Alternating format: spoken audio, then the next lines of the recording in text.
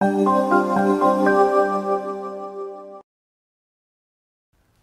rekan-rekan mahasiswa semuanya, Assalamualaikum warahmatullahi wabarakatuh. Ketemu lagi dengan saya di video pembelajaran masih dalam mata kuliah pengantar akuntansi 2. Kali ini kita masih melanjutkan pembahasan tentang aset tetap, pembahasan soal untuk memperjelas materi yang sudah disampaikan di pertemuan sebelumnya. Langsung saja, mudah-mudahan teman-teman bisa mengikuti dengan baik untuk pembahasan video kita kali ini. Langsung saja kita masuk ke contoh soal. Untuk contoh soal yang pertama, kita menggunakan metode garis lurus atau straight line method. Perusahaan A membeli gedung pada tanggal 1 Januari 2019 dengan biaya perolehan sebesar 500 juta dan memiliki nilai residu sebesar 20 juta dengan perkiraan umur ekonomis dari gedung tersebut selama 20 tahun. Kita akan hitung dengan menggunakan metode garis lurus dengan pembahasan sebagai berikut. Ini kita bisa lihat di sini dengan formula beban depresiasi setiap tahunnya. Kita ditanya setiap tahun pada 2019 sampai dengan 2039 karena umur ekonomisnya diperkirakan 20 tahun. Ketika dimulai 2019 maka berakhir di 2039. Kita bisa lihat di sini 500 juta dikurangi 20 juta dibagi dengan umur ekonomisnya, umur penggunaannya sebesar 20 tahun. Maka ketemu hasilnya sebesar 24 juta rupiah. Seperti itu. Maka kita bisa sama-sama menghitung. Nah, mungkin di rumah juga bisa menghitung kembali. Siapa tahu terdapat kekeliruan dengan formula masih sama dengan pembahasan soal sebelumnya ya formulanya. Kita lanjut di soal yang kedua. Di soal yang kedua kita mencatat dengan menggunakan metode garis lurus untuk pembahasan masih di dalam metode garis lurus. Perusahaan B membeli sebuah mesin. Kalau tadi bangunan atau gedung, sekarang kita perusahaan membeli sebuah mesin di tanggal 15 Januari 2019 dengan harga 40 juta. Kemudian nilai residu diperkirakan sebesar 4 juta rupiah. Mesin tersebut diperkirakan dapat digunakan selama 4 tahun. Nah, kita hitung dengan pembahasan di sini. Sama beban penyusutan pada tahun 2019 sebesar 40 juta dikurangi 4 juta dibagi 4 umur ekonomis. Kemudian 350 per 365 sebesar 8.137 rupiah. Ya. Pada tahun ini ada catatannya. Pada tahun 2019 besarannya beban depresiasi atau penyusutan dimulai dari pertengahan Januari. Nah, ini cara menghitungnya yaitu beban penyusutan atau depresiasi 1 tahun dikalikan dengan jumlah hari sejak perolehan aset dibagi dengan 365. Ini jumlah hari dalam 1 tahun. Mau rata-rata 365. Oke, kita lanjut. Nah, ini untuk mencari beban penyusutannya pada tahun berikutnya di tahun 2020 sampai dengan 2022. Nah, 40 juta dikurangi 4 juta dibagi 4 tahun, yaitu sebesar 9 juta rupiah. Berapa beban penyusutan untuk tahun 2023? Kita bisa lihat di sini sebesar 40 juta dikurangi 4 juta rupiah dibagi 4 dikali dengan 15 per 365. Maka ketemu hasilnya sebesar 369.863 rupiah. Jadi 369.863 ini bisa juga dihitung dengan menggunakan harga aset dengan seluruh beban penyusutan di tahun sebelumnya. Nah, ini catatan saja ya. Kita lanjut. Kita di soal yang ketiga, metode garis lurus. Ini masih perusahaan C membeli sebuah mobil atau kendaraan. Tadi bangunan atau gedung sudah, mesin produksi juga sudah, sekarang kendaraan atau mobil. Untuk alat transportasi direktur perusahaan pada tanggal 1 Mei 2019 dengan harga sebesar 60 juta dan tidak memiliki residu. Artinya kendaraan tersebut digunakan secara terus-menerus dan habis, tidak ada nilai sisa. Masa manfaat mobil tersebut yaitu 5 tahun. Nah, 5 tahun itu perkiraan.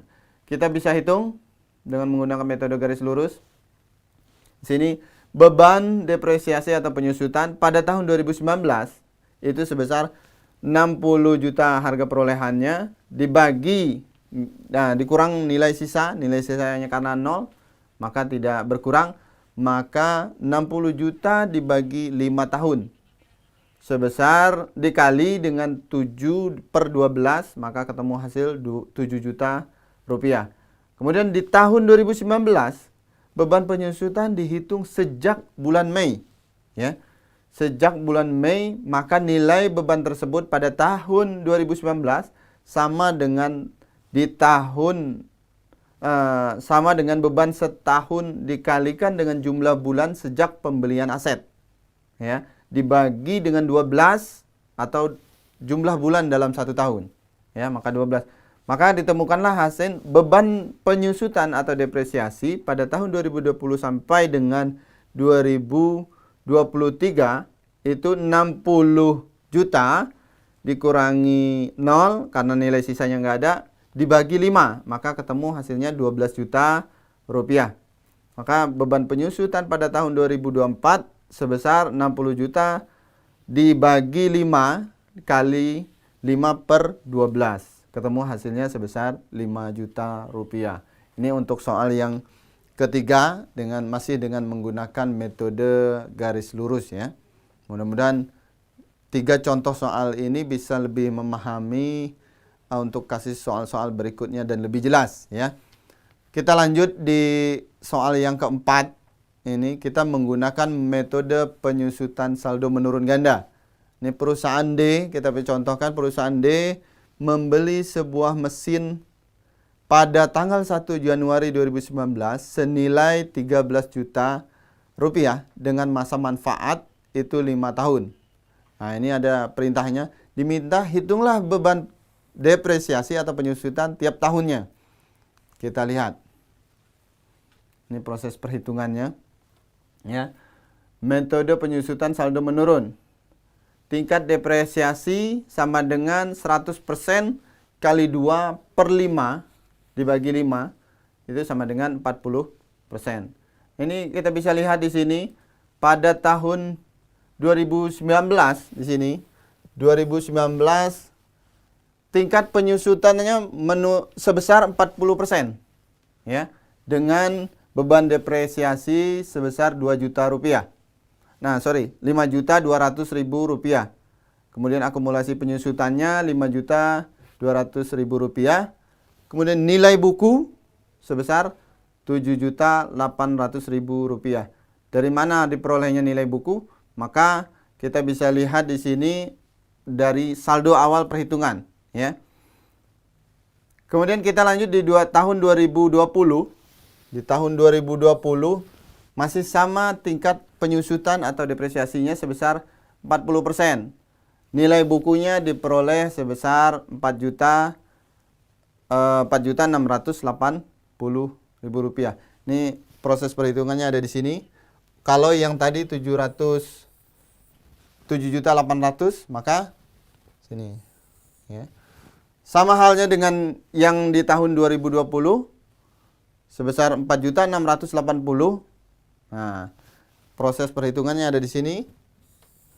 Nah, kita bisa perhatikan, ya. Sini 40% kali 4.680.000 sama dengan 1.872.000 rupiah. Lanjut di tahun 2001 dan seterusnya sampai 2021 maksudnya. 2021 sampai dengan 2023, maka saldo akhir untuk penyusutannya nilai bukunya harus 0. Artinya habis dicicil, seperti itu. Ya, inilah proses perhitungan ketika memang kita menggunakan metode penyusutan saldo menurun ganda ya. Artinya saldo akhir memang harus kita perhitungkan sampai 0. Terakhir menyicil otomatis di sini sebesar 1.684 seiring dengan perhitungan di bawah ya. Oke. Kita mudah-mudahan ini bisa dipahami.